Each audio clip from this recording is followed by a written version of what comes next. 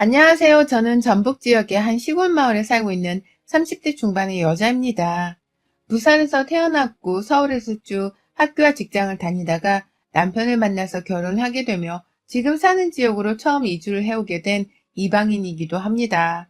쭉 도시에서 사람들과 얽혀 지내면서 분주하게 살아왔던 제가 남편의 사업 때문에 결혼과 동시에 어쩔 수 없이 외진 지역으로 와서 살게 되며 낯설었던 것이 참 많았어요. 그게 벌써 3년 전인데 처음에만 하더라도 주변에 친구 하나가 없어서 정말 힘들더라고요.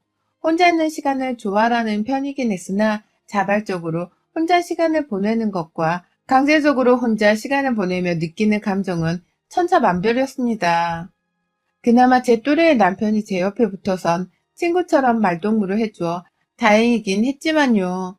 남편도 대부분의 시간을 일하는 데 쏟아붓는 바람에 주말이나 늦은 저녁이 아니고서는 오붓한 데이트 한 번 하기가 참 힘들었어요. 코로나 이후에는 그냥 집에서 영화 한 편을 보곤 하지만 코로나 이전에는 영화관 한 번 가는 것조차 정말 오래 걸리고 또 번거로웠었죠.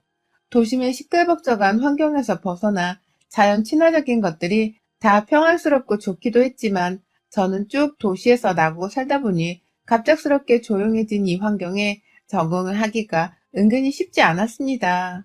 과일 장사를 하기 위해서 굳이 시골 지역에 땅을 사서 내려온 남편도 저만큼 처음에는 적응하는 걸 힘들어하긴 했어요. 다행히 일이 금방 바빠진 덕분에 일을 하면서 외로움을 잊어버린 케이스이긴 하지만요. 그래도 둘이서 살다 보니 낯선 곳에서 여행자가 된 듯한 설레는 신혼을 보낼 수는 있었습니다. 해외로 이민을 간다면 딱 지금 우리의 상황이 아니겠나 싶었을 만큼 온 사방에 이방인으로 가득했던 시골 마을에서의 삶은 나름 짜릿한 것들도 있었죠. 장점과 단점을 번갈아 느껴가며 조금씩 적응을 해나가고 있었고 그 과정이 어려웠지만 마냥 쉽지만 않았습니다. 시부모님이 합가를 위해 저희가 사는 집으로 이사를 들어오게 되면서는 사소한 것들 하나도 다 어려워지기 시작했습니다. 타지에서 우리 친정 부모님을 모시는 것도 만만찮을 텐데 제 부모가 아닌 시부모님을 갑자기 합가한다고 들어오니 저로선 많은 것들이 달라 보이고 불편할 수밖에 없었어요. 시부모님의 합가 얘기는 사실 결혼하기 전부터 나오고 있었어요. 서울에서 쭉 사셨던 시부모님은 시아버지가 다니시던 회사에서 정년퇴직을 하고 난 후 딱히 일자리라고는 할 것이 없어서 늘 돈 걱정이 많은 분들이셨죠. 국민연금이 나오려면 아직 몇 년이 더 남았는데 시아버지의 정년은 너무 일찍 찾아왔고 시어머니도 딱히 일자리라는 걸 가져본 적이 없는지라 온전히 평상시 쓰는 생활비는 그동안 모아놨던 월급 통장에서 꺼내다 썼고 자식들이 주는 용돈에 겨우 숨을 트이며 사시는 정도였어요. 그 중에서 가장 많은 용돈을 드리고 있던 자식은 첫째 아들이었던 저희 남편이었습니다. 가족한테 돈을 주는 문제는 제가 결혼을 하기 전부터 남편이 혼자서 책임을 지고 스스로 하고 있던 일이었는지라 제가 참견을 하지는 않으려 했습니다. 다만 부부가 함께 돈을 모으는 처지가 된 이상 사소한 지출이라도 말은 해달라고 남편이랑 미리 상의를 했었고 그래서 그 후 남편은 다달이 시부모님께 빠져나가는 용돈부터 시작해서 추가로 나가는 부모님 병원비나 기념일 비용 등을 빠짐없이 제게 말해줬죠. 그럼 저는 아무 토를 달지 않은 채 그냥 그런 지출이 있었다는 것을 인지하기만 했고요. 그러다 거의 결혼과 동시다발적으로 남편의 시골 마을 이주가 결정이 되었고 순식간에 저희가 지역을 이동하게 되면서 시부모님이 슬슬 합가 얘기를 꺼내시더라고요. 이미 결혼하기 전부터 새 가족이 된 이상 친해져야 할 시간이 필요할 텐데 우리가 그냥 같이 살면 안 되겠니? 라면서 자기 집으로 그냥 신혼을 들어와 살라고 말씀을 하신 적이 있었어요.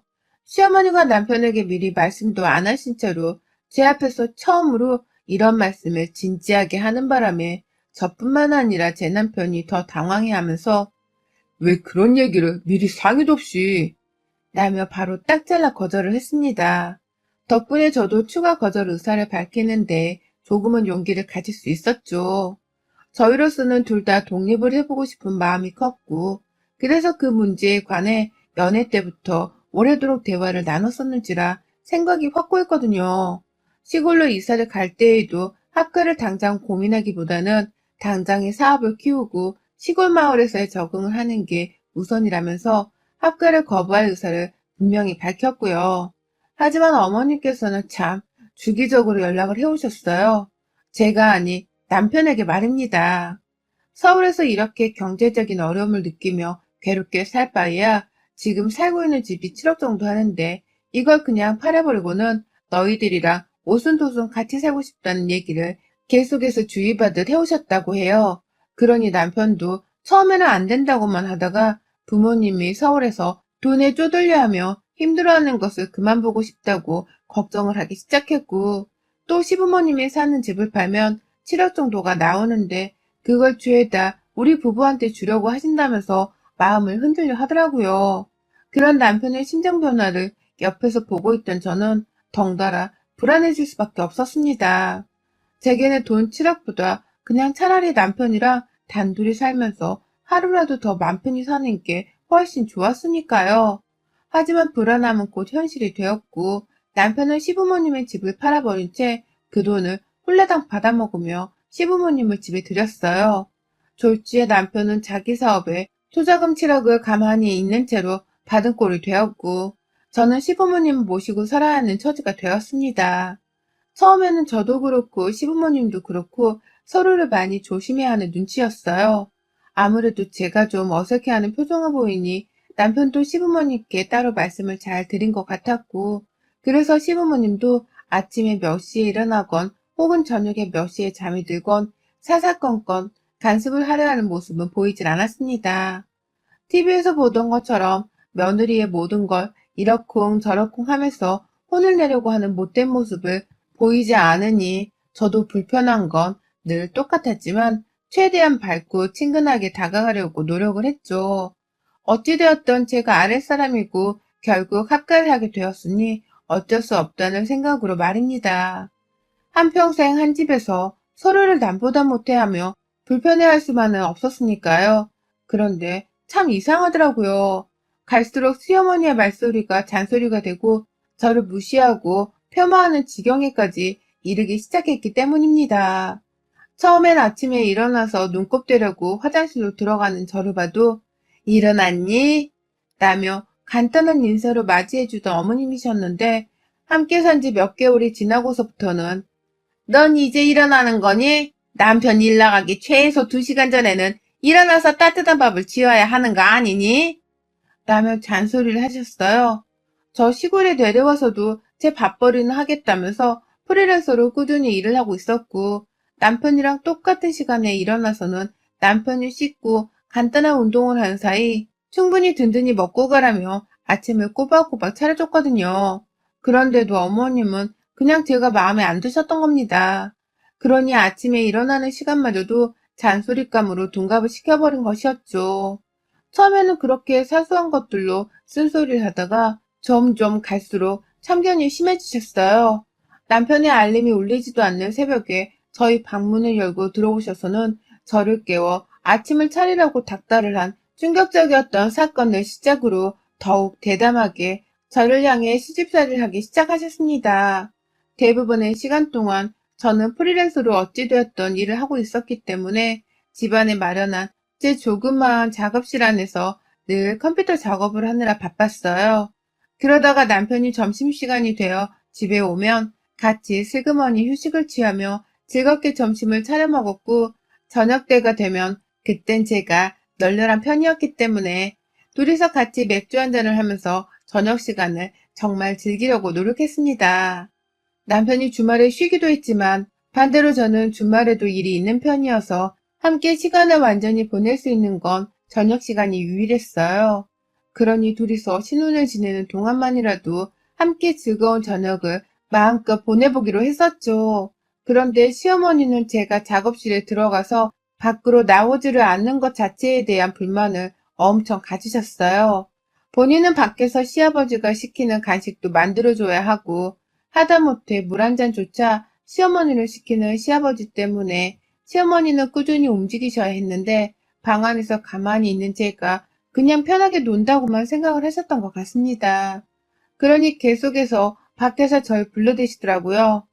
넌 거기 안에서 뭘 그렇게 음침하게 나오지도 않고 있니? 못 볼 거라도 보고 있니?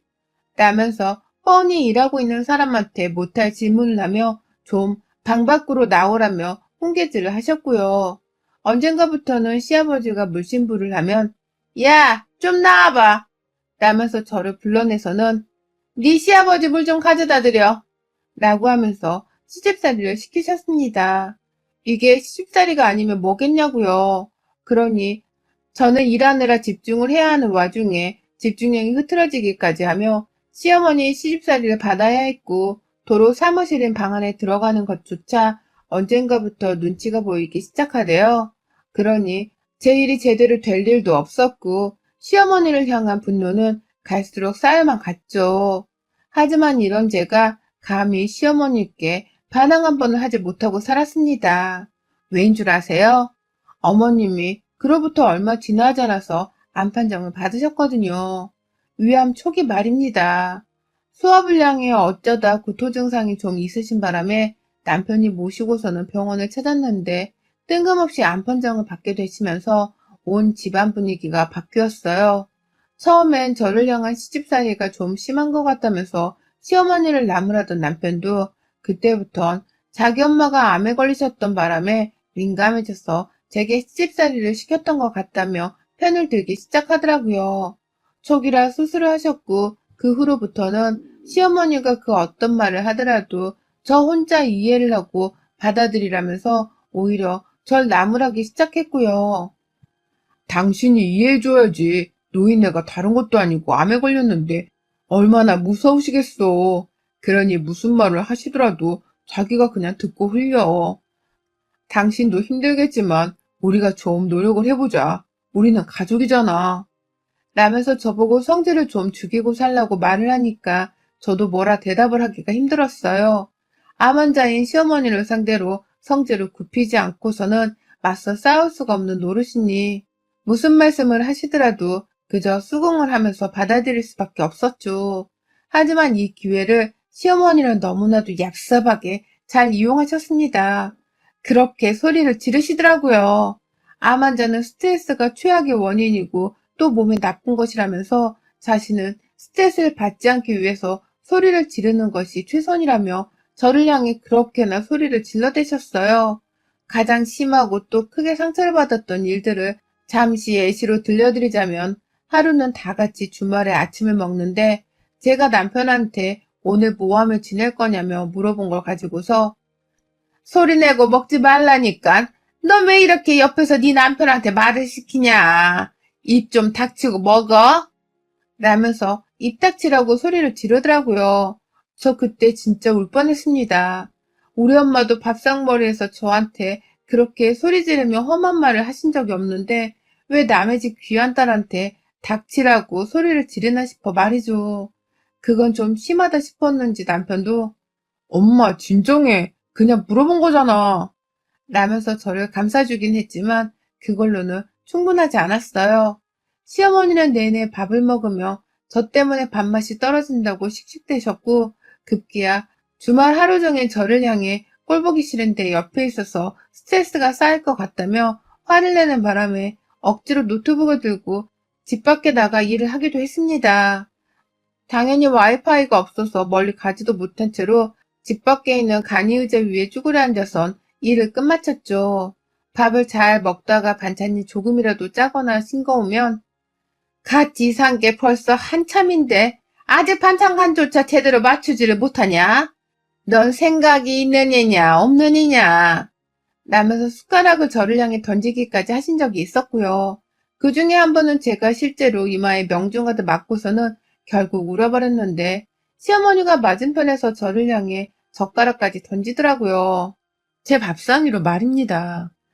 제 밥 위에 꽂혀버린 시어머니의 침 묻은 젓가락을 보니 밥맛이 떨어지는 것은 물론이고 억울해 눈물이 더 주르륵 나오더라고요.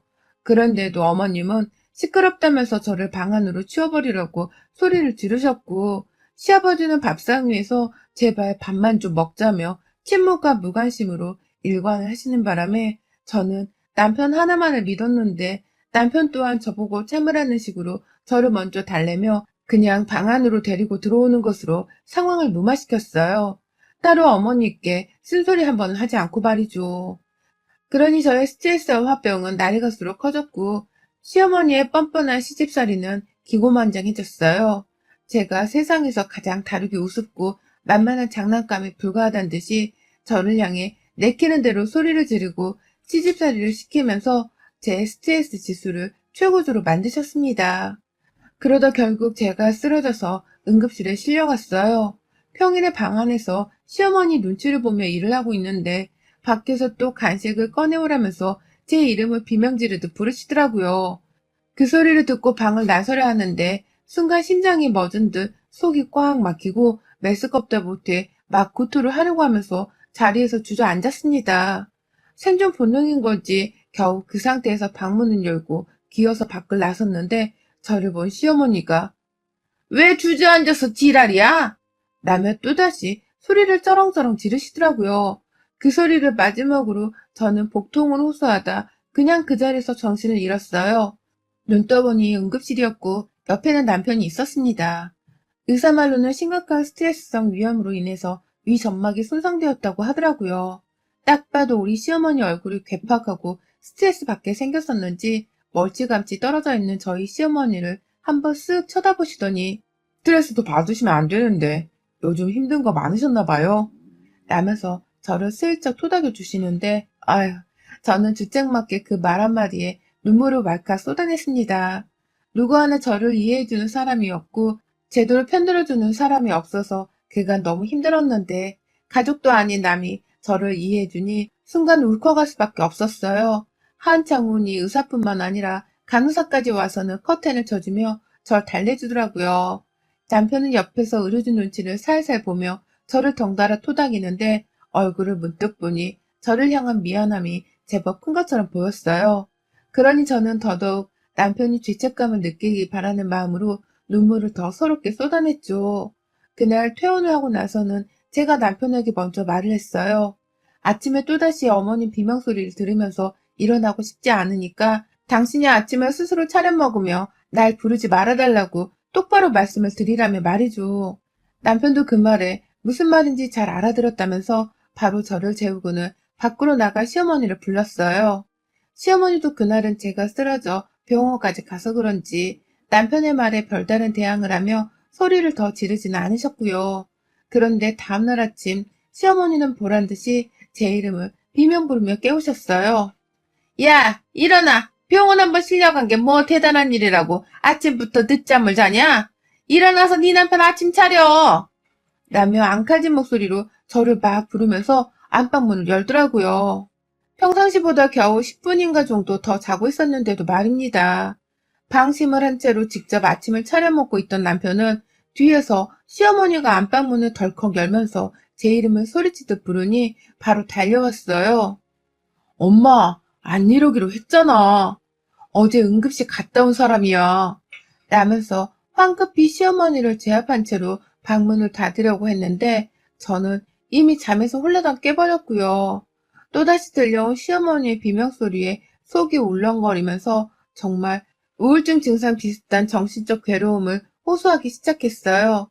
제 인상이 찡그려진 채로 제가 제 머리를 쥐어뜯으려고 하니 남편은 미안하다면서 더 자라고 하는데 옆에서 시어머니는 그러더라고요. 뭘 더 자? 너 안 일어나? 너 내가 꾀보인 거 다 아니까 좋은 말 할 때 그냥 일어나서 후딱 나와라. 어? 라고 말이죠. 그 말을 끝으로 저는 더 시어머니의 외침을 들을 수가 없었습니다. 왜냐고요? 제가 시어머니의 비명을 듣기 싫다며 머리를 쥐어뜯은 채로 자리에서 일어나 바로 달려들었거든요. 남편한테로 말입니다. 남편의 얼굴에 주먹 한 방울 날리던 그 순간 시어머니는 고꾸라지라는 듯이 혈압이 올라온다며 뒷목을 잡고는 입을 떡 벌리셨고 저는 그런 시어머니 앞에서 보란듯이 남편의 얼굴에 주먹 한 대를 날렸어요. 그리고는 시어머니의 옷을 끌어잡아 당겨서는 남편 앞에 종이 쪼가리 마냥 힘으로 가져다 대며 말했습니다. 내가 이 사람 목소리 안 들리게 하라고 했지? 내가 분명히 너 알아서 아침 차려 먹는다고 말하라 했지? 내가 웃음냐? 니들 단체로 나 부려먹으라고 사기 결혼한 거 맞지? 라고 말입니다. 내 말이 웃음냐면서 남편한테 소리를 지르는데, 그 순간 속이 다 시원하더라고요. 이래서 사람이 참고 사는 건 화병이 도져서 안 되는구나 싶은 마음에 더욱 처절하게 소리를 질렀습니다. 저를 살리기 위해서 말입니다. 나 진짜 화병 나서 뒤지기 전에 니네 엄마한테 위자료 소송이라도 걸어봐? 이것도 가정폭력이야. 나 이런 취급할 거면 너 나랑 이혼하고 니네 엄마랑 평생 살아. 라면서 더 처절하게 시어머니의 옷을 끄집어 잡아대면서 남편의 앞에 밀어당겼어요. 졸지에 시어머니는 자기 아들한테 자꾸만 몸으로 부딪히면서 네 와이프 좀 말려 라고 오두방정을 떠는데 저는 저대로 아직도 입 안 다무네? 그 목소리 듣다가 내가 어디 응급실에 실려간 거라고 좀 담으려고 라면서 얼마나 몸싸움을 더 했는지 모릅니다. 남편이 말리는 중에도 제 손에 잡힌 시어머니 옷자락을 절대로 놓치려 하지 않았고 결국 시어머니는 저를 혼내다가 아프다는 핑계를 대면서 빠져나갈 궁리를 하더라고요. 결국 남편의 힘으로 제 손에서 시어머니를 놓치긴 했지만 시어머니는 저한테 떨어져 나가시다가 방문에 팔꿈치를 부딪히기도 하셨고 저한테서 도망치다 방문턱에서 바로 걸려 넘어지셔서는 바닥이 고꾸라졌다 스스로 손을 짚고 일어나셨어요. 일어나서도 뒤도 안 돌아보고서는 저게 드디어 미쳤어. 라는 반복된 헛소리를 하면서 자기 방 안으로 문을 걸어 잠근 채 들어가셨고요. 그날 저는 위험이 다 나았습니다. 시어머니께 소리 몇 번 지르고 그곳을 끌어잡아 당기며 반항을 했을 뿐인데 속 안에 묵은 억울함이 탈탈 다 털려나간 듯이 개운해지는 듯한 기분이 들더라고요. 방 안에서 나오지를 못한 채 문을 잠그고 들어가 있는 시어머니의 꼴을 상상하니 속으로 웃음이 나오기도 했고요. 그래서 가만히 내버려 뒀어요. 혼자 자존심 구기고서 방 밖으로 나오기 전까지는 저도 절대로 시어머니를 부르지 않겠노라고 다짐을 하면서 방 밖에서 더욱 제멋대로 발악을 했네요. 남편한테는 이혼한다고, 시아버지한테는 왜 합가를 해서 날 힘들게 하냐고, 그리고 방 안에 있는 시어머니를 향해 사람이 왜 저 모양인 거냐며 아주 속에 쌓인 말들을 오래도록 화를 내며 뱉어냈습니다. 그러니 남편도 시아버지도 일단은 절 진정시켜야겠다고 생각했는지 잘 달래는 주더라고요. 그게 얼마나 오래 갈지는 모르겠지만 말입니다.